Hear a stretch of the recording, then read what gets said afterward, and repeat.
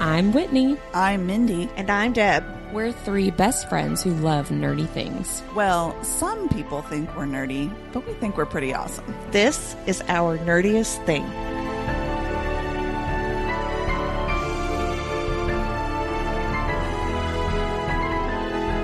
Hello, fellow nerds, and welcome to Our Nerdiest Thing. Today, we are finishing our discussion of Crescent City Book 1, House of Earth and Blood by Sarah J. Maas. We are discussing Part 4, The Ravine, chapters 68 through the epilogue. My voice went really deep there. It made me think of Joey when he's going to do a reading for Ross and Rachel for Emma's birthday, and he's like, tiding the storm, depression after birth. Yeah, postpartum depression. Yeah. So this podcast is spoiler heavy across all of Sarah J. Maas's series, but not for Crescent City 3, House of Flame and Shadow. We will wait to discuss anything from that book when we discuss that book.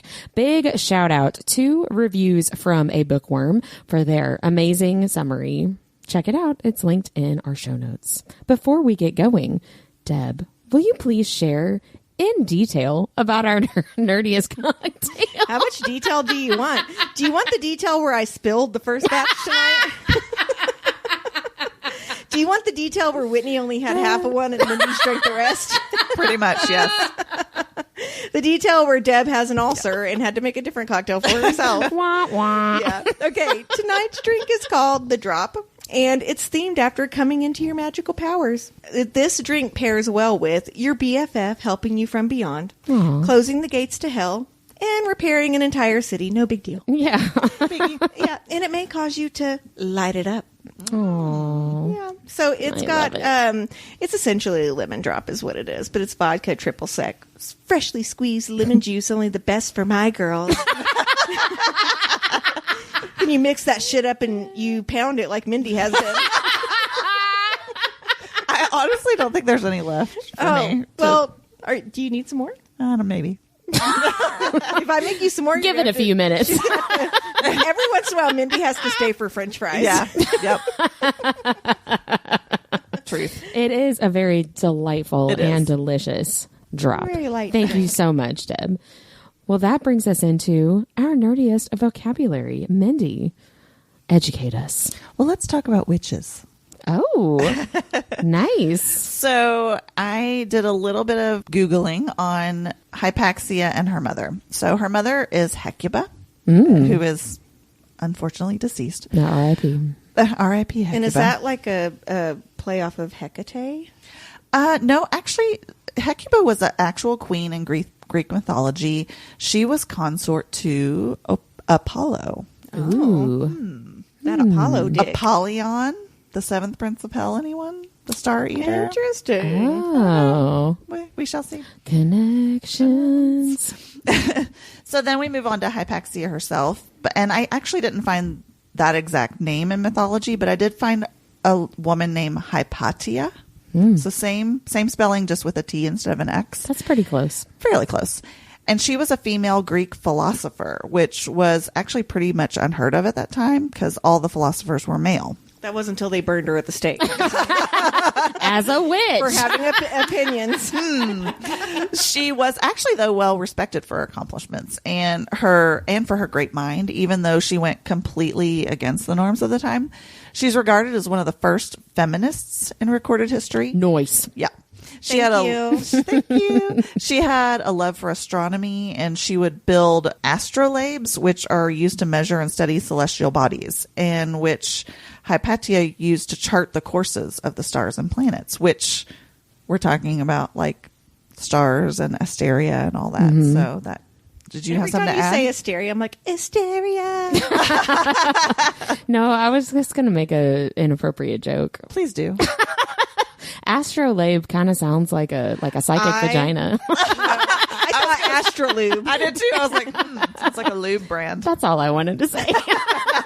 That's not worth interrupting you for. I'm sorry. I liked it. So she did lead a celibate life and was said to be a virgin, never tying herself to a man. No astrolabe But no, for listen, her. she never tied herself to a man. Oh. Oh, I see. I'm reading between the lines She there. was a feminist. She also practiced paganism, which led to her violent death, where a Christian fanatical mob killed her. Shocker. Did they burn her at the stake? They drug her through the streets, torturing her, took her to a church where they stripped her naked, whipped her until she died, and then tore her limbs from her body and burned her remains. Jeez. Why? That's In just another kind crazy. of weird twist that tracks here, her father was Theon, who you will remember from JLA's Blood and Ash series as the god of war and accord.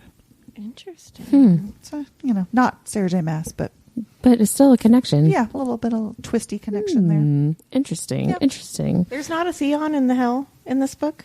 I thought there was. Think so. Oh, okay. I don't think There's so. a Thea, Yeah. right? I'm getting my worlds mixed up. I know, right? yeah. It is easy to do that. Well, and when so many of them use the same mythology as like a basis for their Right. characters, it's easy to get them all really mixed up. Well, thank you, Mindy. That was very enlightening. Yes. I feel bad for Hypatia. Yeah. Yeah, don't do that. Don't Yeah, tear that's people's rude. limbs off and burn them. You know, they're not like, nice. It was a little over the top. some people are missing the point of Jesus's message, but that's fine. Anyway, that brings us to the nerdy and dirty recap, which is me. It's my time to shine. We have a spotlight on her right now. I feel it. So I've really enjoyed doing this. I did feel a lot more pressure for this particular recap, just because we were saying right before we started, a lot happens. I mean, like, Things escalate pretty quickly. it's an insane amount of things. So I did my best. I left out details, but tried to hit the high points, because the whole point of doing these recaps is to give you the information that you need to continue on with the story, right? So here we go. We left off the previous section. Bryce discovered Hunt and his plan to use synth to kill Micah and get free of his slave Halo. She has been dealing with that betrayal, basically. This section opens up with Hunt finding out that while Justinian was crucified and Victoria was captured in a box and left to go insane at the bottom of the ocean, Hunt himself is being sold back to Sandriel as his punishment. We have learned about Sandriel throughout the book with Hunt's history, as he has talked about his history with Bryce. She is one of the worst archangels, with a horrible little group of minions who all thrive on torture. She is Shehar's twin sister, Shehar being Hunt's former lover, that Hunt and Shehar fought against in the rebellion 200 years ago. Sandriel blames Hunt for her sister's death, even though Sandriel killed her sister. Hunt was raped and tortured by Sandriel and her goonies before, so he knows exactly what he is in for. Once Bryce finds out that he has been sold back to this horrible person, she tries to free him, first by buying him and then by offering to take his place. But Rune, good old Rune, pulls the patriarchy card once Sandriel outs Bryce as the daughter of the Autumn King and as her older brother and therefore property owner, basically. He essentially forbids her to free him and says she does not have his permission.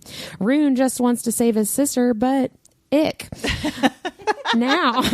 Now everyone knows Bryce is the Autumn King's daughter, which, as you might remember, has been a very heavily guarded secret. So maybe that'll be an issue later. We'll have to find out. So then we have the political content of the Conflux, where we get a big shock that the Medwitch who has been helping Rune and Bryce is actually Hypaxia, the new witch queen. Plot twist. We also find out Rune can mind speak, which is a gift from his mother's side. He's been keeping this a secret from basically everybody, especially his father. That it was really the only thing in my recap. That's not really essential information, but it is very interesting. So there's a little tidbit for you.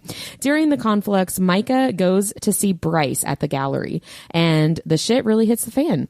Jezebel is able to broadcast what's happening in the gallery through her video cameras, security cameras. So everybody at the conflux, including all the leaders of Crescent City and really everybody important in Midgard, are able to listen in as Micah gives us a really big information dump. Thanks, Micah. So first of all, Micah is the one who coordinated the murder of Danica, Connor, and the Pack of Devils. Micah was using Danica. He is the one who dumped Synth into the streets, knowing that Danica would go after it. Then he set her up to supposedly catch her buying synth, and he told her that he would forgive that if she stole Luna's horn for him. So Micah figured out that Bryce would be the key to finding the horn after Danica has been killed, which is why he asked Bryce to find the murderer in the first place. She would lead him to the missing horn because Danica did steal the horn but never actually gave it to Micah. So then he realizes that Bryce is the horn, and that's why he's there at the gallery giving her all of this information like an evil Bond villain. Danica apparently figured out why Micah wanted the horn, or at least what the horn could do, so she ground it up, mixed it with some tattoo ink, and used it to tattoo the phrase "Through love, all is possible" on Bryce's back. Get an infection. I know, right? Right? It must be that Fae power that she's got, or Fae lineage. Micah injected Danica with synth and watched as she basically went insane and ripped apart her pack and then herself, just like Bryce and Hunt had seen other people do in the experimental videos. So Hunt was actually right about one thing. Danica was the killer, and it was because of synth. But it was because of Micah, not because she was a addicted party girl. So Micah is at the gallery to inject Bryce with synth to repair the horn in her back and to use her as his own weapon. And he does actually inject her with the synth, but his plan goes awry. We get the amazing scene of Bryce fighting back against Micah to save herself and her friends in the gallery, Lehaba and Syrinx.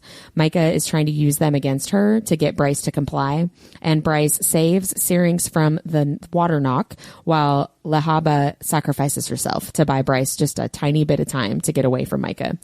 She says, "My friends are with me and I am not afraid," which is just like, I know, it's so heartbreaking, but it's such a good scene. Bryce uses that little tiny bit of extra time to go get the Godslayer rifle in Jezebel's office and shoots Micah in the head.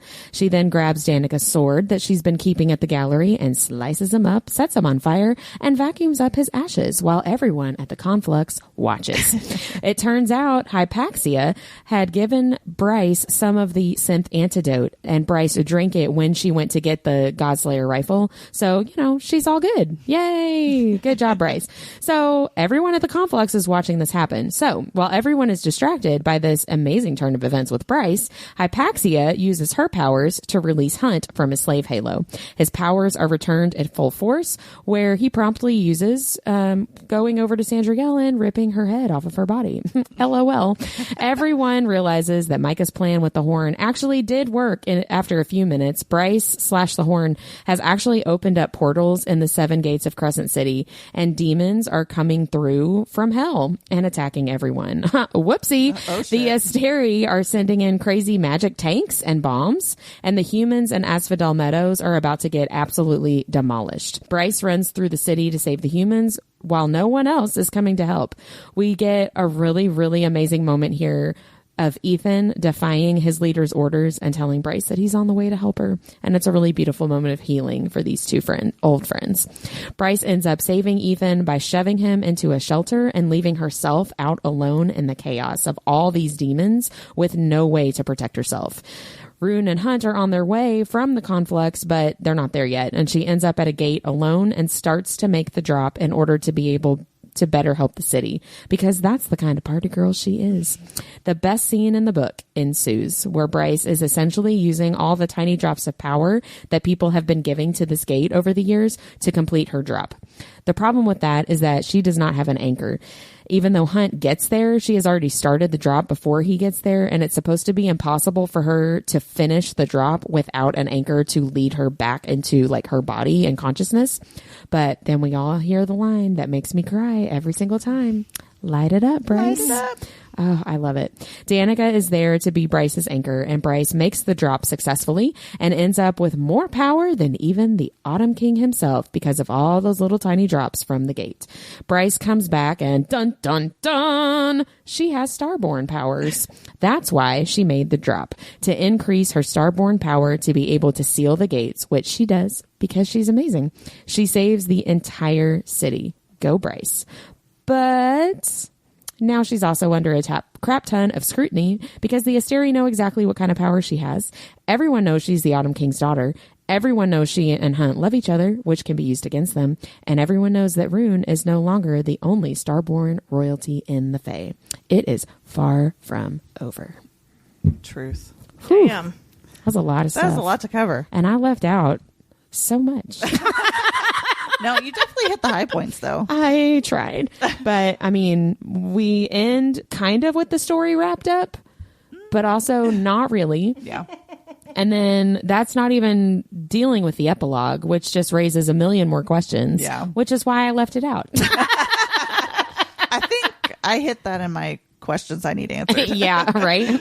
So let's get into some of our favorite moments and more details of this last section of House of Earth and Blood. I feel like mine and Deb's are going to be the same. Okay. I don't know. Let's see. What was your all's favorite Mine moment? was just that whole scene with Micah after Bryce starts working through her plan, like when Bryce and Leheba work together to trap him in the bathroom, and then Bryce grabs Lennox's balls and twists, which that was just particularly hilarious and satisfying.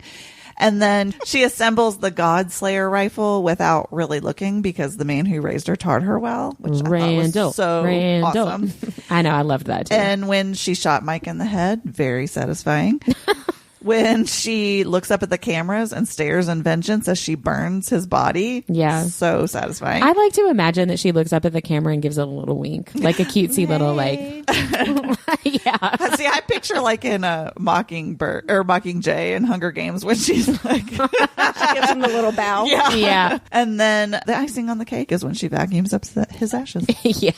Yeah, That's pretty great. mine was essentially the same. I put, remember that time Bryce was a complete badass, chopped a guy in two, douses the body in gasoline and sets it on fire, and then fucking hoovers up his ashes? Yeah. That's the moment. That is really the moment I fell in love with her as a character. me I didn't too. really Yeah. love her as much before this, Yeah. but then I'm like, oh, she's a badass. Yeah. Cool. These are the scenes where she fully shows exactly who she is, and Right. she's been showing little pieces, and we talked about that last week, especially with the everybody thinks I'm a party girl and I'm fine to let everybody think Yeah. that, and this is really where she shows like, hello world, this is actually who I am. We have, our friend Carrie had me make her a shirt that says underestimate me, that will be fun. Because she's highly intelligent, Yes. but Yeah. lets people think that she's not because Yeah. she thinks it's funny. Which is such a Carrie thing. It is, Shout out to definitely. Carrie. We Shout out to Carrie. Well, my favorite moment is just the drop. It makes me cry every single time.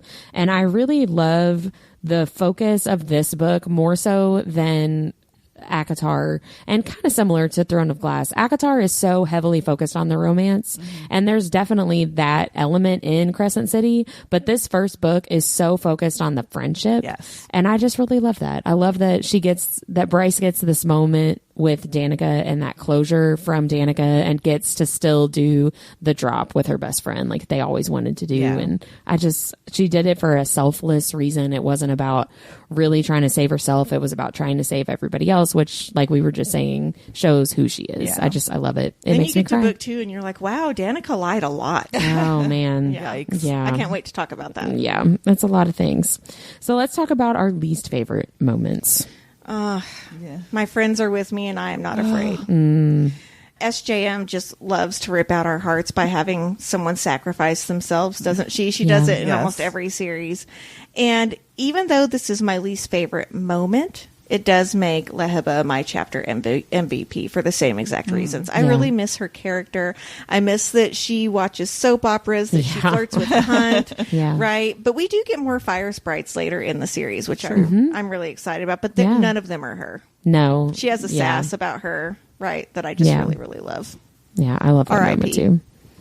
R.I.P. Leheba. It just makes me think of Sam Cortland. 100%. You know, Throne of Or Glass. is it Gavriel at the end of Yeah. Kingdom of Ash? Oh, yeah, He yeah, sacrifices himself in a very similar manner. Yeah. Close If the you think about gate, it. Adian. Yeah. What are you doing to me, Whitney? Christ. I really want to read that book again. It's but then so I'm like, good. but I could read 4 arcs in the time that I read that. So maybe it'll be a summer read for me. There you Yeah. go. What was your least favorite moment, Mindy? Well, I had one teeny tiny one. I just really hated it when stupid Micah throws Syrinx into the Nox tank. Yeah. Just such a douche move. But yeah. the big one is I honestly did not like it when Bryce offered herself to Sandriel in Hunt's place. That really seemed out of character because First of all, he definitely did not deserve it in that moment. It was hard enough to believe that she was willing to pay to get him out of servitude. $3 million necklace. Right. But then that went a bit too far, especially for it not to work. And then she gets all pissed at Rune for claiming her as his property, which admittedly is crappy. But she was going to give up everything for someone that just days before she was so pissed at. I don't know. It just seemed very out of character and just out of nowhere to me. It's like an overcorrection. Yeah. Kind of. That's one of my least favorite moments, but for kind of a different reason. So I just said failing to save Hunt in general, but for me, it was more the not secondhand embarrassment, because that's not really the right word, but just that feeling of like, ooh, this is not going the way you wanted it to go. Yeah. And it's in front of all these people. And now you've given Sandriel like a leg up again, or even more ammunition against Hunt, and now everybody knows that you're the Autumn Kings. Like it just, like, it's got just some, made it worse. Yes, like it's got some consequences. It's like, ooh, this did not go the way you wanted it to, and it's just not like, not that it's not a good look, but it just feels icky all the way around. It feels icky, and I really think. Because while you're saying that it feels out of character for Bryce, I wonder how much of that was about character development, maybe not character development, but to reveal more of Sandriel's character, that like she doesn't care about money. She doesn't care about the political power. She really just cares about torturing Hunt. Yeah. You know what I mean? Like, I wonder if it was supposed to be kind of showing you this is who she is. Yeah. This is what matters to her, can because see she's that. like evil, you know? But is that worth doing something out of character for Bryce? I don't know. But that's an argument for another day. I also really don't like it when Bryce is the only one willing to help the humans Yeah, I know, in that Asphodel sucks. Meadows. Yeah. Like, and they have an argument about it in the conflicts where the leaders are like, oh, well, sorry, the order stands. Don't go there. Don't help. Too bad. So sad. And it's just, I hate that. So what was your all's biggest revelation? I want to hear from Mindy. Oh, me. I want to hear what Mindy has to say. I have two small ones. I don't know if I forgot or just missed it the first time around, but it dawned on me that the bloodline ending with Rune also means that Bryce has to die without an heir for that to come to pass. That was sort of like a aha moment for me. I was like, oh, and they say it, but it's very In Tuesday's episode, you offhand. talk about how much you like babies, and we don't. So there you go. Anyway. And then obviously for me, one of the biggest revelations was that Hypaxia is the med witch that's been working with Bryce, Hunt, and Rune. Yeah. that is was a pretty good big reveal. That's a good one. Huge reveal. I like So I did not catch this the first time I read it, and I think when you go into the drop, you're like so excited as a reader that you just miss stuff, right? And so I never realized that Bryce received her power from all the drops at the gate, right? Like all of the little pieces of soul that touched the gate get put into her. I just thought she was going into her magic, right? But as it turns out, the power shall always belong to those who give their lives to the city. So because she's giving her lives, she gets all of the power of the gates, which makes her so powerful. Yeah. Because the idea is that she wouldn't have very much power at all, right? Correct. Because she's only half. I Fae. just thought that she somehow got her power. It never dawned on me that it was the gates doing that. Yeah, she doesn't. Ember says something like she doesn't actually have like power. She has light. Yeah. Right. And the right. light can be funneled for stuff, but it's not power in and of itself. Right. So that was one of the things that I realized this time around also. Yeah, because I'm like, wait, Danica's back. Wait, she's getting her powers. I just You're right completely though. Like missed it's very easy to get distracted by the bigger things that are happening Yes. during the drop, right? For sure. Because that does feel like a detail, but it's an important detail, you know? Yeah. But this was another kind of like you guys are saying, like, I don't know if I guess I just missed this or wasn't familiar enough with the series as a whole to catch this, but the books in the gallery in Jezebel's gallery that we see from SJM's other series, the Book of Breathings from ACOTAR, and The Walking Dead that we see in Throne of Glass. Like, I just did not get that at all. I didn't get it the first time either. So But I love those little Can Easter we eggs. talk Me too. for a minute about the library, actually? Sure. Because it talks at the end of this section about how Jezebel has to move the library, right? It's Jezebel that moves it. But then Micah is like, oh my, you are in so much shit for having all of these books in here. Yeah. And it's essentially because it says things that are negative about the Asteri, or talks about people that are more powerful than they were before they came to the land, right? Yeah. So it really got me thinking about the history of banned books, because this is something that is very common even like yesterday. Right? Yes. So we've heard many times about the absurd reasons that books are banned, but I came across an interesting article by freedomtoread.ca that gives a history of book banning and burning. And a lot of the early censorship was based off of, and this is going to be a shocker, corrupt leaders wanting history rewritten a specific way. I know, shocker. But as we know, the reasons for banning books have become really ridiculous over the last couple of years.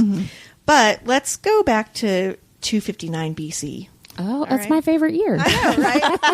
So Shi Huangti, the Chinese emperor of the time, he burned over 400 scholars alive. Oh my gosh. To control what they were writing. And then in 212 BC, burned all of the books in his kingdom. And he thought that written history should begin with his rule. So he didn't want anything on paper that was before him.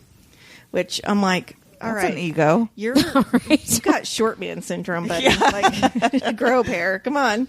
So the second one I want to talk about, and I'm sure you both and any listener has heard about church bonfires where they burn books and music, right? Like everyone remembers these from the 90s and early 2000.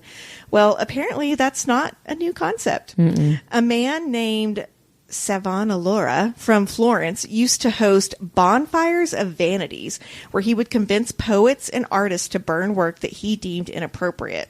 Ironically, the same man was burned on a cross with all of his teachings in 640 AD. Good grief. Just desserts. Because he was such a heretic that people were like, well, we're going to burn you instead. How's that for a bonfire of vanity, asshole? In 1597, William Shakespeare's Richard II contained a scene where the king was dethroned. But apparently Queen Elizabeth I was so outraged that she had the scene removed from all copies of the play.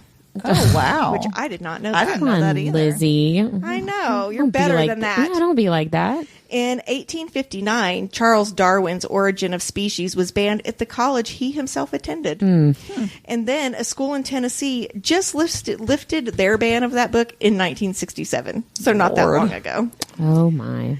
The Leaves of Grass by Walt Whitman created such a fuss with the local district attorney that the amount of books he sold due to the uproar enabled him to buy a house.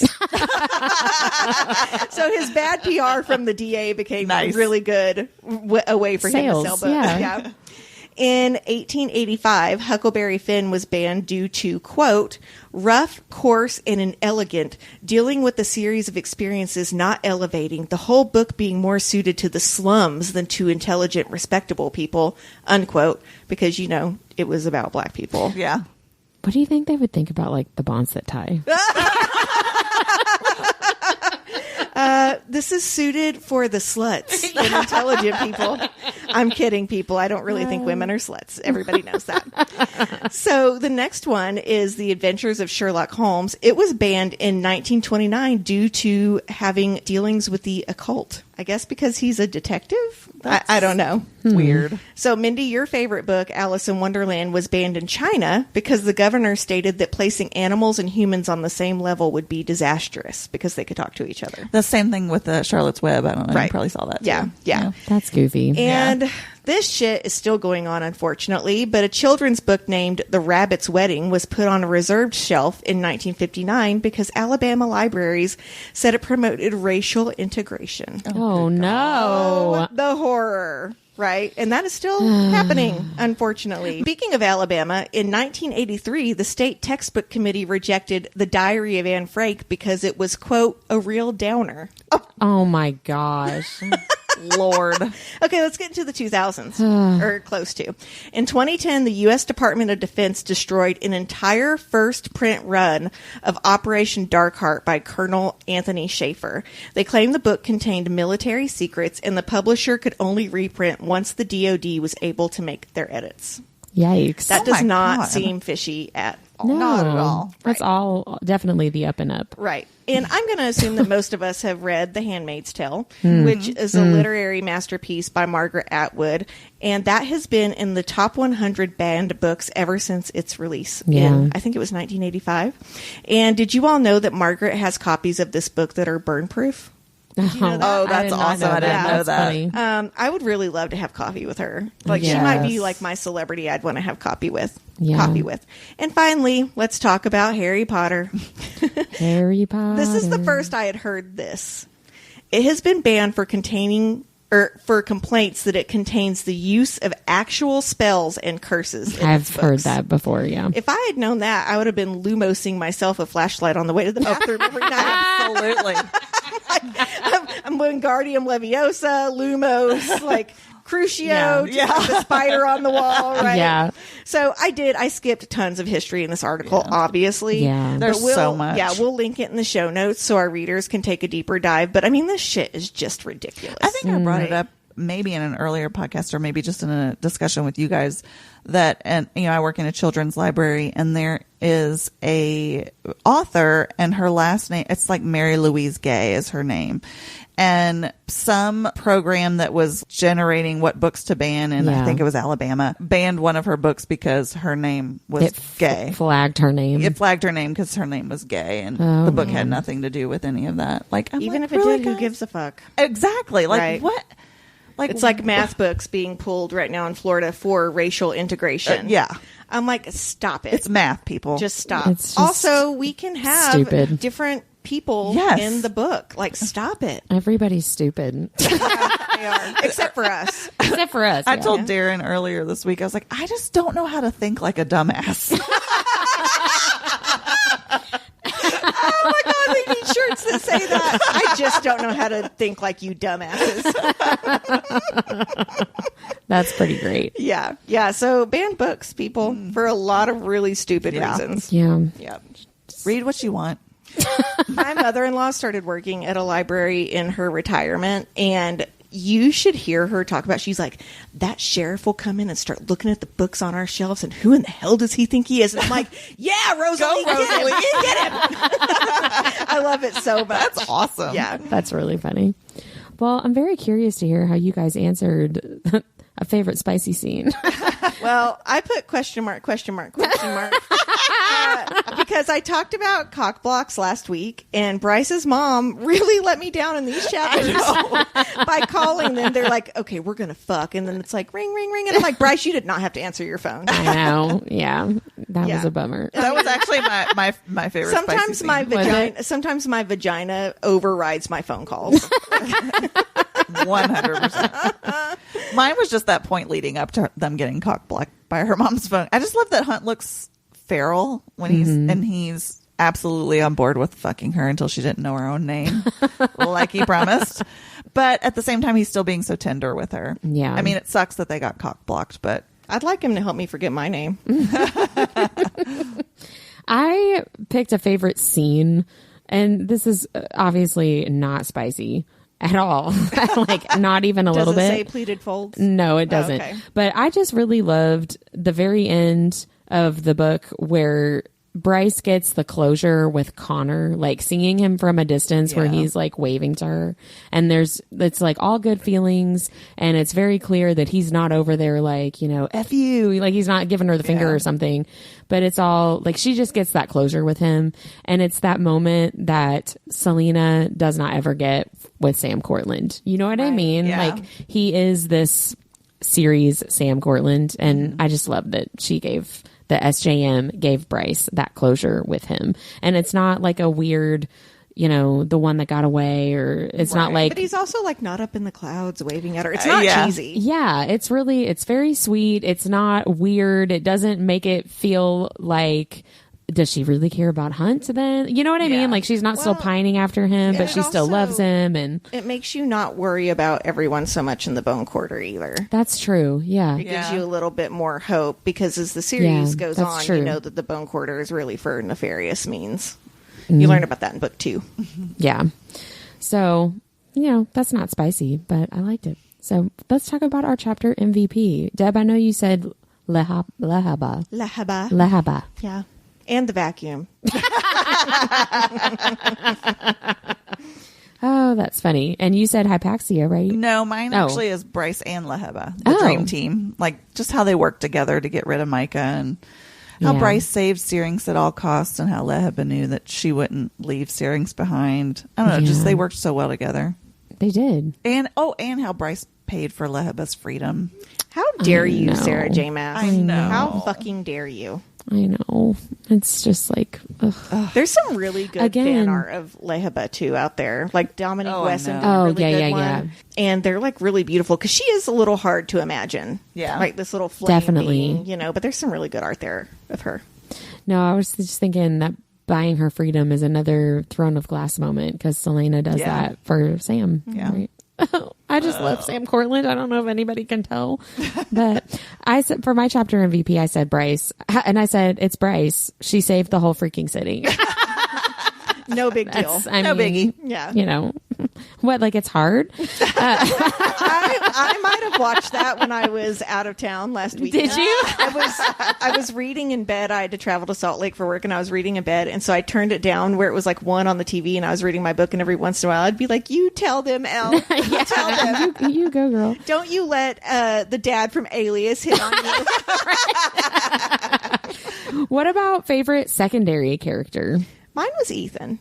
Yeah. So he definitely comes more into play in book 2, but this section is the first time we see him start to set his hatred aside for Bryce, and the first time we see him defy Sabine, which is very, very important later. And someone needs to take that bitch down a peg. She's insane. She is. But so it's the first time where he is not doing something vehemently hateful to her. And you're like, oh, this might go somewhere. And it does in book 2, since we're talking about book 2 spoilers, but he ends up being one of my favorite characters overall. Yeah, it's like the second step. We talked before about Amelie. When Amelie has the croissant icing that says trash. Like we talked about how that's step 1 for Ethan, right? And this with Asphodel Meadows, that's step 2 for Ethan. And then he really like is like, all right, F everybody. Everyone knows that what they're doing is wrong, right? And hardly anyone is willing to say it out loud, which is, I mean, true for all of humankind, right? Yeah, when someone else is in control telling you what to do, for sure. Mindy, who was your favorite secondary? Danica. Light it up, Bryce. Light it up. I don't know. I literally got tears in my eyes when the bone quarter gem lights up. And she kept secrets and was a total enigma, but overall she still is, babe. I know. But I mean, really overall at the heart of it, she was a true friend to Bryce and really just always wanted to keep her safe. Yeah, that's true. I mean, at the heart of it, I mean, she didn't, but that was her intention. She maybe went about it in the wrong way. Yeah. But she did have good intentions. That's true. Well, my favorite secondary character was Hypaxia because I think I picked her for my MVP last time too, but she gave Bryce the antidote, which enabled Bryce to be able to save everybody in the whole city, right? She frees Hunt so that he can rip Sandriel's head off. That was pretty cool. Yeah, that was pretty cool. I was, I thought that was great. I think we all really like it when people's heads get chopped off. Yeah. I mean, I almost like Hypaxia. When they deserve it. I like Hypaxia, I think, more for allowing Hunt to rip Sandriel's head off than I do for helping Bryce. She's just really awesome. And we get to see a lot more of Hypaxia in book 2. So that'll be exciting. I'm curious to hear what your favorite quotes are. I had a really hard time picking one. I was going to say, I really want to hear yours because I narrowed it down to 1, but I struggled. I have 4. I have 4. I'll just read them to you with no commentary. So this is Hunt's POV. When he had gotten Justinian's message that the deal was going down, as he climbed into bed, he'd realized it wasn't worth it. Not after these weeks with Bryce. Oh. Number 2, Lahaba. My friends are with me, and I am not afraid. Number 3, this is the prime of the wolves talking about Bryce. One wolf remains in the old square. I thought that was pretty cool. And then number 4, I'm coming, Bryce, from Ethan. I was hoping Hunt would say that. Right. So did he. Yeah. But no, I love that moment from Ethan. Like, you're not going to be alone. Again, he has started to realize that he is being an ass. Mm-hmm. Right. Yeah, and he doesn't have to. Right. Yeah. Right. What about you guys? So mine has to do with the drop. And it says, this is Bryce and Danica. So this is for Bryce. She swallowed, looking at the ground that was not earth, but the very base of self, of the world. She whispered, I'm scared.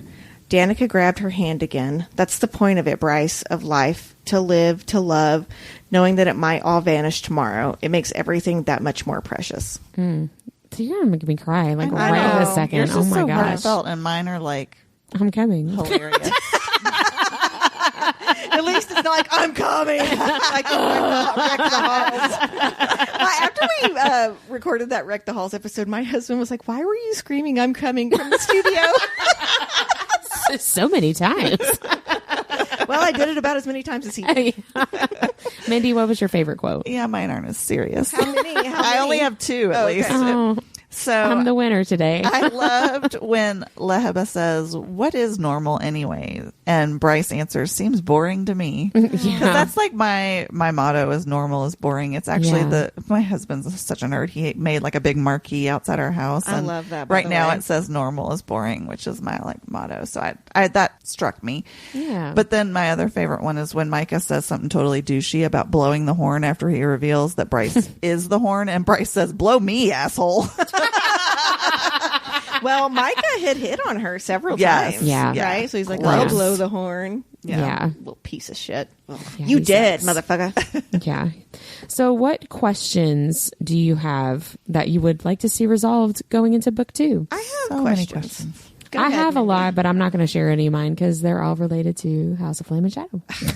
So, spoiler free. Go ahead. Oh. Number one, this is something I didn't realize in the first time either. What are Syrinx's gifts? Like somebody mentions that. I can't remember. Like Syrinx has a bunch of gifts, but maybe that's explained somewhere and I just forgot. I don't know. I thought that was interesting. He can like apparate basically. Oh, really? I don't remember. See, I That's don't remember earlier in book 1 because he leaves from the outside the apartment up to the roof where Hunt is watching, and that. See, like I missed do not that. remember I don't that. remember that either. he has like an inner thought with himself, Hunt, where he's like, I don't think Bryce knows that this animal can do this. Well, I think it's Hunt later that says Syrinx has lots of gifts. Or somebody tells Something her like that, yeah. he has lots of gifts. So that was my first question. My other question is there significance to the star on Bryce's chest being 8-pointed? They keep talking about how it's 8 points. I hadn't thought about that. So there's 7 Asteri. I don't know. There's got to be something there, right? yeah, everything else has been 7. Yeah. So the other one is who the F is Hunt's father? That was one of mine too, because at the end, Adis says that Hunt's father would be very proud. Yes. So that makes me really curious because you, Mindy, found the correlation between the Asteri and the name of stars Yes. in episode 1 of this season. So I'm like, who the fuck is his dad? I know. I'm like dying. Yeah. Yeah. And then along that same lines of what you're just talking about, when what the heck do Aedes and Jessica have to do with each other? Like I gotta know what that connection is. I'm sure I'll a find good that question.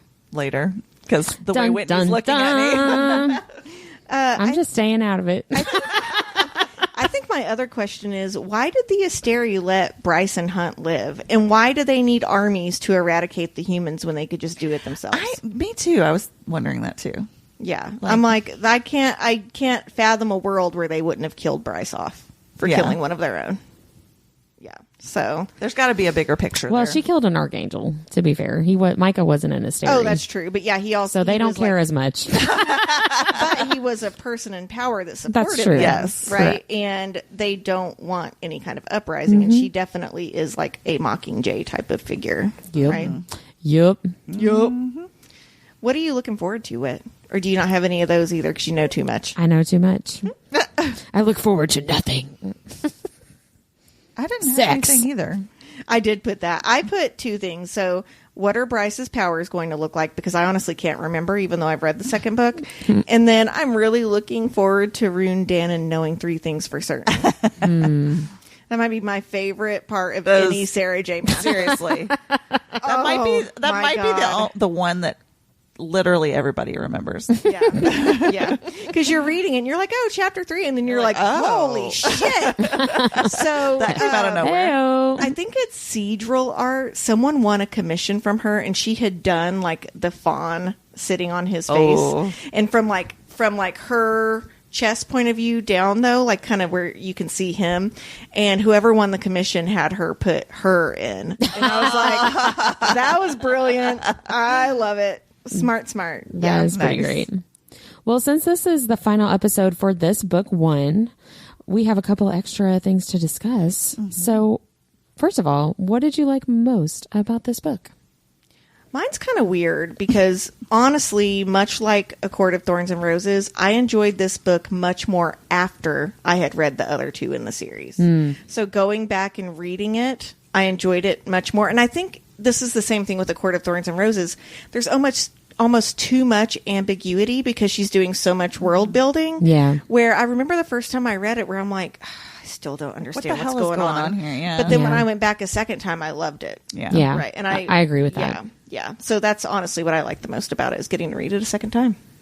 Yeah, I would agree with that as well. But I also just love how complex and intricate it is. Mm-hmm. And you mentioned this earlier, Whitney, that there's so many little SJM Easter eggs, like the Book of Breathings and The Walking Dead. And then, like she says, like calls to like. And Rune has Damati powers. What does it mean? Yeah. Rune has Damati powers, which, like, I mean, hello. That's cool. He also has lip ring powers. I think I'm horny. Sexual butler. Oh, God. What was yours, Whit?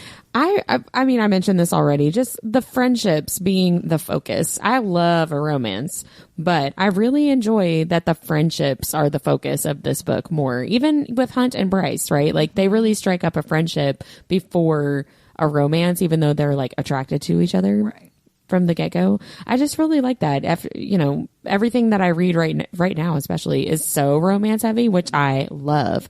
But it was surprisingly refreshing to have the focus be like platonic friendship, love, because that's just as important. Yes. I'm seeing so many people online right now hate on Insta love, and I love it. I do too. I love that too. Yeah, like when there's a chemical reaction to someone, and like there is a chemistry that does happen. Mm-hmm. I mean, I think people that hate it maybe have never experienced that. I think a lot of it too. Like we all love a fated mates in like a fantasy realm. Do. So like to me that that transfers to regular. It's the same kind of deal. Yeah.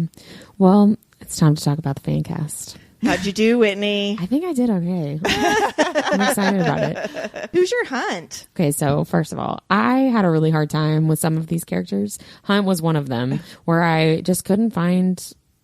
Nobody hit. Yeah, like nobody just hit because I had to find someone who looked good with long hair and short hair. Well, yeah, that's true too. I didn't even think that. So I Googled like so many different variations of like real people who could be Hunt Athalar, actors who could be Hunt Athalar, like that kind of thing. And I found this actor, Stas, I hope I'm pronouncing this correctly, Stas Nair.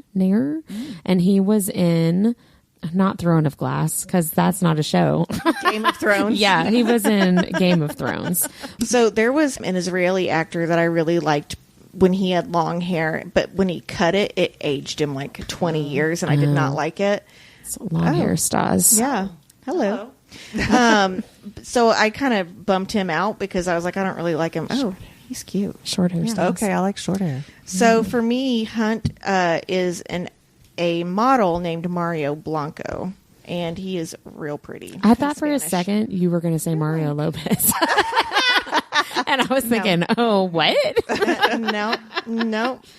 Sorry, who's yours, Mindy? Well, I didn't even think about the whole long hair, short hair thing, but I pictured Jensen Ackles. Really? Yeah. I would watch him do anything. He could be an Ethan. See, now that I'm thinking about it, I think he could be a Connor also. Yeah. Yeah. But I don't know. I didn't think about the long hair thing. I fan cast Jensen for everybody. Yeah, I mean, yeah. I fan cast him for Bryce too. I can't imagine. I can't imagine Jensen with long hair at all. No, I can't either. Now that you all have said that, I totally that wasn't where my head was at all. He would be a good Bryce. No, not a good Bryce. A good Micah. A good Micah. Oh, he would be a good Micah. Yeah, I guess so. But Micah's blonde, right? Yeah, he is. I don't know. He is. You know, I don't know the answer to that. What about Bryce? Who did you guys pick for your Mindy, who's yours? I just did a lot of research on this. I did but too. I ended up picking somebody that I don't even know, but her name is Ellie Clutch. She's a social media influencer and cosplayer. But if you look her up, she really definitely's pretty. got the Bryce vibe. Yeah. Mine is also a social media influencer. Her name is Jade Leanne Robinson.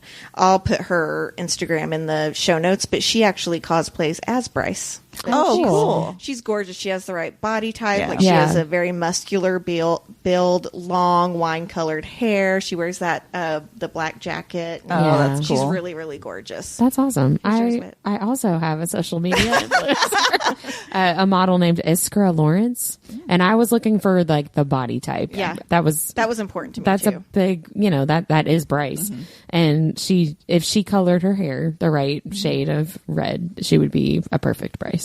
So, what about Danica? I again went with a model. Her name is Ashley Good, and right now she has dark hair, but when she has platinum hair, she has, in a good way, very stark, strong features. Yeah. And really light eyes. And I'm like, Danica is supposed to be like this badass, and I don't really envision her having like a soft face. You know what I mean? Yeah. She does not look sweet. No, I would agree Right. with that. And so I wanted to find someone who had, some pretty Yeah. chiseled looks like Yeah, this woman does. definitely. yeah. I What went about with you? Taylor Momsen. I hate that Oh, actress, that's but actually yeah. really good. And the Mindy. picture I found of her just like From Gossip exudes- Girls, right? Yes, And she's the lead yes. singer of. She's I the really Pretty like her Reckless. band. Yeah, Yeah. I really like her Yeah. band. She was Cindy Lou Who in the Grinch. She was Cindy Lou Who in the the Grinch. the Jim Carrey version. That's funny. I picked Florence Pugh Oh, or okay. Samara Weaving, who was in the hide and seek movie where she Oh, married. yeah, You know what I Ready or mean? Not. Oh, Ready yeah, or Not. yeah, Thank I love you. that I couldn't movie. She remember would what it be was great. called. Yeah, I feel like either one of them have the ability to be both the like tough side of Danica and then also the very sweet Well, side. we know that one chick can kick ass. She kills everyone in that Right, movie. right, exactly. And then So- gets a divorce. spoiler alert. What about Micah? Okay, so he does have long blonde hair, Whitney, just FYI. Well, I did not cast him that way. I found a picture. I generally don't think that Austin Butler is very attractive, but there is a picture of him where he has long blonde hair, and he looks pretty nice. I could see that. Yeah. Because he definitely has a douchey look about him. He does. Yeah, Yeah. he would put it in your pleated folds without asking. Boo. Who did you pick for your Micah? Oh, the picture I found, he's not blonde, but he has been blonde. I picked Alexander Skarsgård. He's really Oh, good yeah. for that. He I would be love that. great. Yeah. He Your would be fan really, cast really is on good. point, Mindy. I feel like I did a really good job. You this week. did. Good job. Bravo. I picked for Micah, I picked Luke Thompson, who is one of the older brothers, Benedict and Bridgerton. Because I was trying to pick Oh. somebody like Micah isn't the whole book. He's not a complete sleazeball the whole time, right? Like you're supposed to have. You're supposed to like him at first. Yeah, you're supposed to think that he's got good intentions and give him the benefit of the doubt. And, he's trying to help Hunt. He can't be all bad. And I thought that would be a good actor. He's very charming in Bridgerton. So We talked about on Tuesday's episode about Our Immortal Hearts by Yes. Lara Buckheit, and he's who I picture is Carver, who is the vampire's brother. Yes, Yeah, I was yes, I picturing can him see the whole that. time because Yeah. he's really cute and elegant and Yeah. has like high taste, but he's also like very good looking. Yeah. I can We definitely need see a that. season about him, please. I mean, that would be fun with me. Yeah. And then the last one I have is Rune. Yes. That's what we did, right? Right. You send us the show notes. I know. I just wanted to make sure. I'll go last for my Rune. So you guys share who your Rune is. My rune is Kelly. I'll put it in the show notes, but she drew a rune that's amazing, and that will always be my rune. But if we're talking real person, and I've talked about this guy before because I actually fan cast him as Rhysand, but it's Tony Mafud. He's a German model, but he has super dark skin and bright blue eyes and like longer hair. Oh my God, he's so fucking pretty. And he has tattoos. He rides a motorcycle. Like he has like a whole thing. This one was hard for me, by the way. This one was the hardest one for me to find, but I found this model, Stephen James. He's all tatted Wow. up, and he is hot. Yes, he is. Yeah, I'd hit that. I was about to say, he could tell me I'm a good girl. He definitely could. I'd sit on his face too. Well, I'm going to change my answer to your guy because I just said fan art because I could not find He's hard to anybody that I thought would really, work. really difficult for me to find one. I said just the fan art. I can't. I couldn't. So we're going to CGI him. Yeah, he'll be the only animated part. There we go. Please don't animate these characters. People keep saying that, and I'm like, stop it. Yeah, I know. Stop it. No. That is it for our discussion of House of Earth and Blood. We are going to start our discussion on the second Crescent City book, House of Sky and Breath. We're going to be talking about the prologue and part 1, The Chasm, chapters 1 through 24. We will see you then. Bye. Bye. Like what you heard in this episode? Follow Our Nerdiest Thing on Instagram at instagram.com/Our Nerdiest Thing or Facebook at facebook.com/Our Nerdiest Thing. We love hearing from fellow nerds. Email us at ournerdiestthing@gmail.com.